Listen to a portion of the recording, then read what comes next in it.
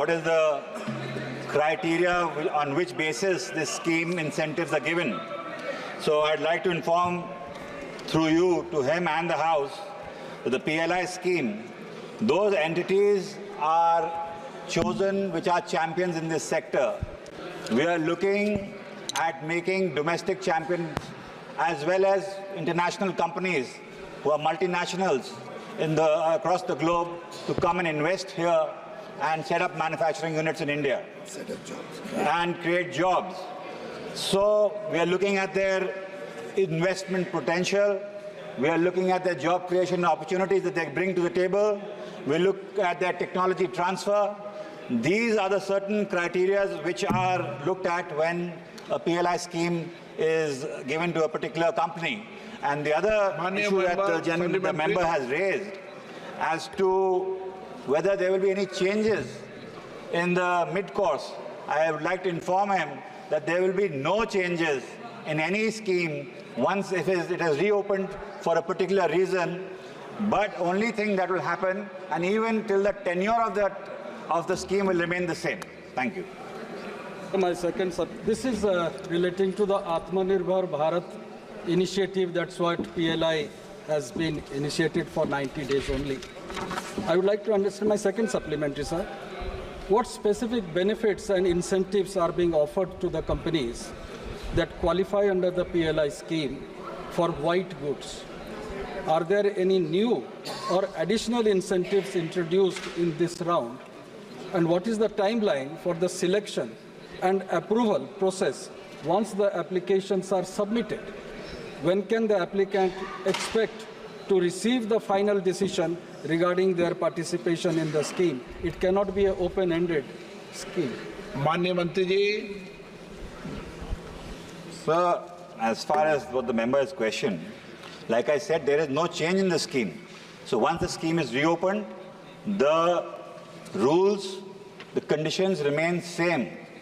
And as far as what the member has asked, what benefits do accrue, of course, we are looking at technology transfer. Why we've reopened a particular scheme in a particular ministry of the PLI scheme? Because we see a buoyancy in the market. We are getting enough investment. People are lining up to set up manufacturing units. There is technology transfer. There is job creation. There is employment. There are other MSMEs, subsidiaries, which gain traction because of industry being set up. So all these are reasons why we are welcoming it, and we are ensuring that mid-course we are opening up PLI schemes. Question number 105 को भी club कर रहे हैं. तो question number 105 Shri Rangappa Badne ji. Thank you sir. Thank you. धन्यवाद. आप पहले question number बोलें. क्वेश्चन नंबर 105 बोले आप. Question number 105. माननीय सदस्य, माननीय अध्यक्ष महोदय, देश के छोटे उद्योगों को आत्मनिर्भर बनाने के लिए हमारी सरकार ने 2020 में PLI योजना शुरू की थी. इसमें मुख्य 14 उद्योग हैं और छोटे उद्योगों को आत्मनिर्भर बनाने के लिए माननीय मंत्री जी ने जो उत्तर दिया है, उसमें से मैं माननीय मंत्री जी को ये कहना चाहता हूँ कि इस योजना के अंतर्गत अगले 5 वर्षों में छोटे उद्योगों को बढ़ावा देने के लिए सरकार क्या कर रही है, और 2020 से अब तक हर राज्यों में इस योजना का जो जानकारी मुझे चाहिए कि इस योजना के तहत किस उद्योग को लाभ मिला, इसकी जानकारी मुझे चाहिए. राज्यवार. माननीय अध्यक्ष जी, माननीय सदस्य ने जो प्रश्न पूछा है छोटे उद्योगों के बारे में, PLI स्कीम इंसेंटिव स्कीम से लिंक्ड जो है, मैं माननीय सदस्य को बताना चाहता हूं कि पहले तो ये योजना बड़े कंपनीज को लाने के लिए आधारित थी, मगर जब बड़ी कंपनी लगेगी तो साथ ही साथ MSME का भी ग्रोथ होगा, और उसी के तहत हमने देखा है कि अभी तक 176 MSMEs इस PLI स्कीम के लाभार्थी हैं. ये जो हमारी योजना है ये बहुत महत्वाकांक्षी है. और अभी 755 एप्लीकेशन इसके आ चुके हैं 10 विभागों में। एक 1.32 लाख करोड़ इन्वेस्टमेंट आ चुका है, 8.5 लाख से ज़्यादा लोग एम्प्लॉयमेंट मिल चुका है और प्रोडक्शन और सेल्स जो है वो 11 लाख करोड़ का हो चुका है। और ये 1300 यूनिट्स जो हैं ये 27 राज्यों में लग रहे हैं। तो ये बहुत ही, मैंने जैसे बताया, महत्वाकांक्षी योजना है और इसको और आगे बढ़ाया जा रहा है। बड़ा अच्छा रिस्पांस मिल रहा है। जो सरकार का लक्ष्य था उद्योगों को लाना, भारत मेक इन इंडिया, आत्मनिर्भर बनाने का, हमारे जो मैन्युफैक्चरिंग सेक्टर है उसके लिए ग्रोथ, जो टेक्नोलॉजी ट्रांसफ़र है उसकी ज़रूरत वो हो रहा है और वैल्यू एडिशन हो रहा है। जो कंपोनेंट दूसरे देशों से आते थे वो आज भारत में बन रहे हैं और ये मैं सूचित करना चाहता हूँ कि इसको और आगे बढ़ाया जा रहा है। और ये डोमेस्टिक वैल्यू एडिशन जो मैंने अरविंद सावंत जी,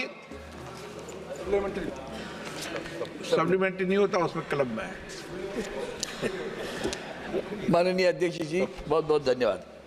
See, there are two parts in this. I really appreciate the scheme. It's a good scheme, definitely. But at the same time, you must think of it our own sectors. For example, Indian telecom industry, which was manufacturing our own instruments. Now, why don't you, give them some incentives so that also company will come up. But at the same time, I would like to ask you the question. The technology transfer is there, the issue. Now, sir, in the case of China, whether the trading has started or not, under the pretext of Atmanirbhar, the MTEL BSL could not bring the equipment because of the diplomatic crisis. Now the situation is that under the Atmanirbhar, we are not manufacturing in India, we are waiting for that. And some people, MSCBs, we have brought the machineries from China, but they cannot install it because they know they don't transfer the technology. They ask for a person to come and install over here. That person is not getting the visa. Whether the government is thinking of it to grant the visas for the people who are coming from China to install the machineries which have been brought to India through this trading. Kindly answer the question, sir. Thank you so much. माननीय मंत्री जी, धन्यवाद speaker साहब। सबसे पहले तो मैं बताना चाहूँगा कि वर्षों से हम देखते थे कि कई देश लोगों को प्रोत्साहित करते हैं, निवेश को प्रोत्साहित करते हैं और भारत में भी ये मांग थी कि भारत को आत्मनिर्भर बनाना है। उसमें एक शुरुआत के समय भारत की जो उद्योग जगत है वो कोई ऐसा नहीं बोलता है हमें परमानेंटली आप सपोर्ट दो, परमानेंटली सब्सिडी चाहिए। जैसे स्कूटर को स्टार्ट करने वक्त एक किक मार के किक स्टार्ट करते हैं, एक प्रकार से पीएलआई स्कीम को उस दृष्टिकोण से बनाया गया कि कैसे उद्योग जगत को हम शुरुआत के समय में जो कॉस्ट कम्पेटिटिवनेस है, और ये बहुत सोचे समझी रणनीति के तहत हुआ। कमेटी बैठी, हर इंडस्ट्री का स्टडी किया, आइडेंटिफाई किया किस इंडस्ट्रीज में भारत में क्षमताएं हैं, उसको बढ़ाया जा सकता है और उसमें से 14 सेक्टर आइडेंटिफाई हुए जिसको 4-5 साल के लिए हम सपोर्ट दें, उस सपोर्ट से वो ग्रो करें और फिर स्थापित हो जाए भारत में, भारत को भी आत्मनिर्भर बनाए और भारत में भी लाखों लोगों को नौकरी मिले। जब एक उद्योग आता है तो उसके साथ साथ एक पूरा इकोसिस्टम डेवलप होता है। एमएसएमईज सप्लायर्स के रूप में उसमें आती है। एक आसपास के इलाके में ढाबे लगते हैं, होटल लगता है, टैक्सी ड्राइवर होते हैं, तो एक पूरे क्षेत्र का विकास होता है। मुझे खुशी है कि देश के अन्य राज्यों ने और लगभग 27 राज्यों ने और यूनियन टेरिटरीज ने इसका लाभ लिया। इसमें महाराष्ट्र भी है, इसमें तेलंगाना, उड़ीसा, उत्तर प्रदेश, पंजाब भी है, तमिलनाडु भी है। हर प्रदेश ने अपने जो सेक्टर्स में जहाँ पे वो अपनी इंडस्ट्रियल पॉलिसी है उससे अट्रैक्ट करते हैं। रही बात टेलीकॉम सेक्टर की, टेलीकॉम सेक्टर में भी पीएलआई यूनिट्स हैं, टेलीकॉम सेक्टर में भी कई लोगों ने निवेश किया है। जरूरी नहीं है हर सेक्टर में इक्वल निवेश हो। जिसके पास टेक्नोलॉजी है, जो भारत आना चाहते हैं, स्वयं उनकी इच्छा अनुसार हम उनको आमंत्रण देते हैं और इसका काफ़ी विश्व भर में प्रचार प्रसार किया गया। विश्व भर की कंपनियों ने काफ़ी इसमें रुचि ली और मुझे खुशी होती है बताते हुए कि कई सारी चीज़ों जिसमें हम पड़ोसी देशों के ऊपर निर्भर थे, अब देश में बनने लगी। आपने टेलीकॉम का उदाहरण लिया, मैं व्हाइट गुड्स का भी बताना चाहूँगा कि पिछला प्रश्न उस पर था। पहले एयर कंडीशनर्स या एलईडी लाइट्स बड़े पैमाने पे विदेश से आती थी। पीछे मैं रिव्यू कर रहा था, हमारा अंदाजा था 40-45% डोमेस्टिक कंटेंट हो जाएगा एयर कंडीशनर्स में। मुझे खुशी है सदन से साझा करते हुए आपके माध्यम से कि अब 65% से अधिक एयर कंडीशनर्स में भारतीय बनाए हुए भारतीय मूल के कंपोनेंट्स लगते हैं और ये बढ़ के 80-85% तक अगले 2-2.5 वर्ष में जाएगा। जो शुरुआत की है भातृहरि महताब जी ने पूछी, हमने फिर से क्यों खोली, कई कंप्रेसर मैन्युफैक्चरर्स ने इसका लाभ लिया, कई और इसका लाभ लेना चाहते हैं। फिर और कंपोनेंट मैन्युफैक्चरर्स ने जब अप्रोच किया, हमारे पास कुछ निवेश बाकी था तो कुछ सब्सिडी बाकी थी, तो एक और बार विंडो खोली कि और लोग इसका लाभ ले सके, भारत आत्मनिर्भर हो एयर कंडीशनर्स, एलईडीज में, टेलीकॉम में। और ये कोविड के समय आत्मनिर्भर भारत पैकेज के साथ साथ इस स्कीम ने एक बहुत महत्वपूर्ण और अहम भागीदारी की भारत को सक्षम बनाने के लिए। और जहाँ तक वीज़ा की बात है, जो पीएलआई स्कीम के अंतर्गत कंपनियां आती हैं, साधारणतः अगर वो सुरक्षा के दृष्टिकोण से घातक ना हो, जेन्युइन बिजनेस ट्रांजैक्शन हो, तो उसके लिए वीज़ा की प्रावधान किया गया है। जहाँ जहाँ जेन्युइन केसेस पीएलआई से लिंक्ड आते हैं, वो अगर डीपीआईटी को अप्रोच करते हैं तो एमई और होम मिनिस्ट्री के साथ मिलके हम चेक करके उनको वीज़ा देने के लिए प्रयत्नशील हैं। गौरव गोगोई जी। धन्यवाद अध्यक्ष महोदय। मंत्री महोदय, बात तो करते हैं आत्मनिर्भर की, पर जिस प्रकार का उन्होंने आर्थिक स्थिति बनाई है, अब भारत पिछले 10 वर्ष में आत्मनिर्भर नहीं और चाइना निर्भर हो गया है। अब अभी अरविंद सावंत जी ने कहा कि चाइना से और वीज़ास की मांग मंत्रालय कर रही है और ये उन मंत्रालय को ये सुझाव भी दे रहे हैं कि हमको और वीज़ास चाहिए। कुछ दिन पहले आपका प्रश्न क्या? मैं मंत्री महोदय से यही पूछना चाहता हूं कि इकोनॉमिक सर्वे ने भी कुछ दिन पहले यही लिखा कि चाइना से हमको और एफडीआई हमको लेना चाहिए। तो जहां पे विदेश मंत्री बोलते हैं कि हम चाइना के साथ सख्ती से पेश आएंगे, वहीं पर वाणिज्य मंत्री कहते हैं कि हमको चाइना से और निवेश चाहिए, चाइना से और वीजा चाहिए। तो देश के विदेश मंत्री और वाणिज्य मंत्री दो अलग बातें क्यों करते हैं? डबल इंजन की बात। माननीय सदस्य ने 60 साल तक कांग्रेस ने इस देश में राज किया, वो भूल रहे हैं कि कितना विफल उनका राज्य रहा कि भारत को पड़ोसी देशों के ऊपर निर्भर होना पड़ा। हाल में पिछले हफ्ते एक सवाल के जवाब में हमारे मंत्रालय ने साझा किया था देश को कि कैसे कांग्रेस के समय जो इंपोर्ट है, जो आयात होता है, वो इतने बड़े पैमाने पे बढ़ा कि कहाँ $4 बिलियन का चाइना से आयात होता था, वो बढ़ के लगभग 40-45 बिलियन तक गया। यानी 10 गुना से ज़्यादा आयात चाइना से इनके समय में बढ़ा, जबकि हमारे समय में जो बढ़त हुई वो मात्र 2.5-2.25 गुना हुई।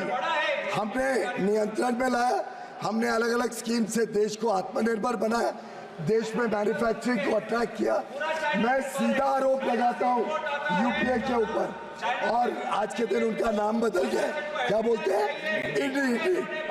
आजकल इंडी अलायंस बनी है, पर यह यूपीए है। यूपीए के समय देश को कमजोर किया गया।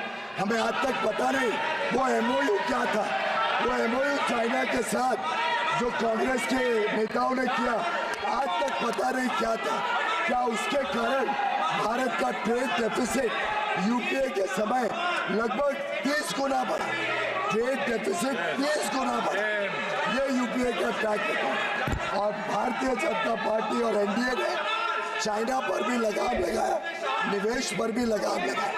जहाँ तक चीफ इकोनॉमिक एडवाइजर की बात है, वो एक इंडिपेंडेंट एटोनमस रिपोर्ट लाते हैं। उस रिपोर्ट का उनके विचार है कि भारत की सरकार का अभी की स्थिति में एट प्रेजेंट कोई बदलाव नहीं है। जो निवेश चाइना से आता है उसको प्रेस नोट 3 के तहत चेक किया जाता है, और जहाँ जहाँ हमें उचित नहीं लगता है, उसको रोका जाता है। भारत सरकार की पॉलिसी आज भी वही है, चीफ इकोनॉमिक एडवाइजर के मात्र सुझाव थे। क्वेश्चन नंबर 104 श्री के प्रकाश। क्वेश्चन नंबर 104 माननीय मंत्री जी। अध्यक्ष महोदय, एक विवरण सभा पटल वर्कर। अध्यक्ष महोदय, एकंदरीत जो हा 104 नंबरचा प्रश्न आहे, माझ्या मतदारसंघात आपण पाहिलं असेल की चंद्रपूर जिल्ह्यात 444 आत्महत्या झाल्या आणि देशात सगळ्यात जास्त आत्महत्या माझा जो दुसरा मतदारसंघ आहे त्यात यवतमाळ जिल्ह्यात 1641 आत्महत्या झाल्या, पण अजूनपर्यंत शासनानं कुठलीही दखल त्याची घेतली नाही।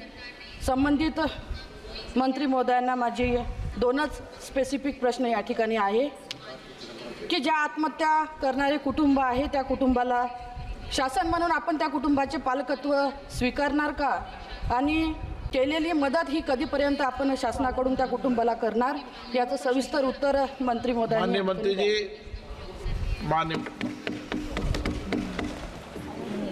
माननीय अध्यक्ष महोदय, मानव जीवन बहुत कीमती है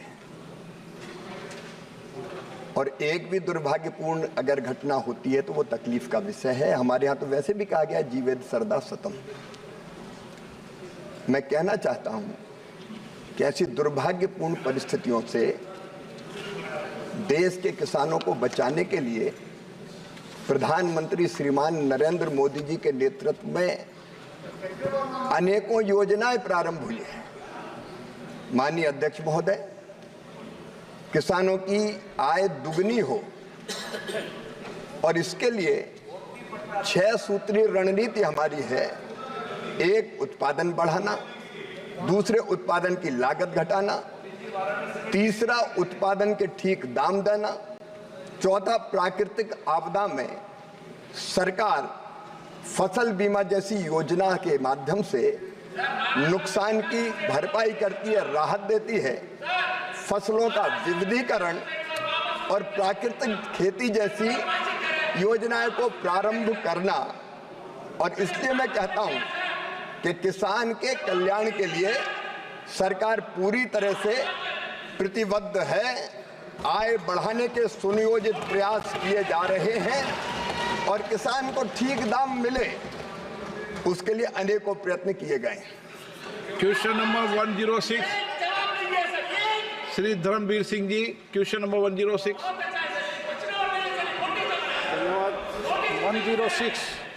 106 माननीय मंत्री महोदय। 106 माननीय मंत्री महोदय। माननीय